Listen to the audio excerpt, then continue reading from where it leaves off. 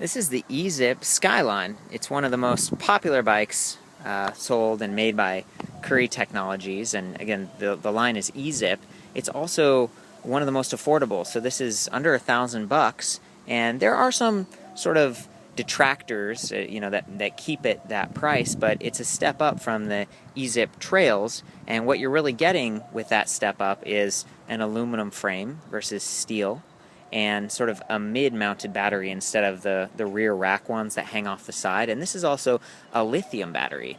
Now, it's not the most powerful system. This is 24 volt, 10 amp hour, and that's kind of at the lower end, at least for in the USA. And the motor is a 250 watt, and you'll notice it's not like a hub motor. It's actually sort of external, and it's geared and brushed. So it's, I guess it's not as smooth rolling, and it sort of hangs out to the side, as you can see here. You're also adding an additional chain, so you're kind of adding to the system a little bit, but Curry has been making these for a long time, and I really feel like they've gotten a lot of the kinks worked out of the system. And I love the fact that, you're ending up with a ride that's pretty well balanced from front to rear.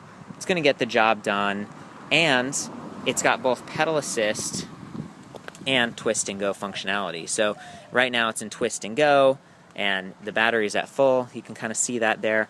Basically what I did is got the bike, and you put the key in, which is required when riding, and you twist it to on, and then you can twist the throttle and go. So I'm going to go ahead and hop on and show that off here. It's a nice kickstand. I love the single-sided kickstands. So in order to get it to go, you can't just in pedal assist mode, you can't just push down. You actually have to pedal a couple times, but in twist and go, you can. So I'm twist and go, and we're off.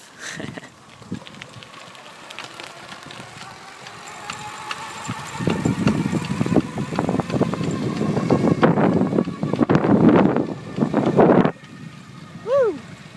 Yeah, pretty good. And we're climbing a hill here too, so pretty good performance from that. I'm going to go ahead and switch to pedal assist mode.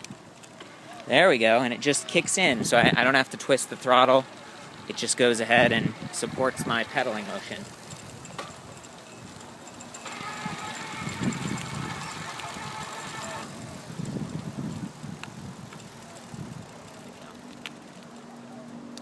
So as you might have heard, because this is not a hub motor, because it's sort of external, and it's brushed and it's geared, it's a little bit more noise, and there's more friction with the chains and stuff, but it works pretty well. It actually provides quite a bit of torque, considering that it's sort of I'd call it sort of on the weaker end of electric bikes, but it gets the job done. Definitely a great first choice if your budget is somewhat limited. The other things I really like about this bike is they've got nice V-brakes front and rear. Not quite as good as disc brakes, but again, you're saving on the cost. And they've got a nice shock absorber up here. And it's very entry level. There's zero adjustment that you can do here, but it's nice that they have that, and when it's paired with this nice plush seat, you end up with something that's a little bit smoother. And there's even an adjustable neck. Now this neck, again, entry level, and so, if you're going over a lot of bumps, going off curbs and stuff, you might have to tighten this every once in a while, or it could start to get kind of loose. But I guess that's kind of to be expected. This is just definitely entry level, but it's a big step up from the eZip Trailz because it just weighs so much less.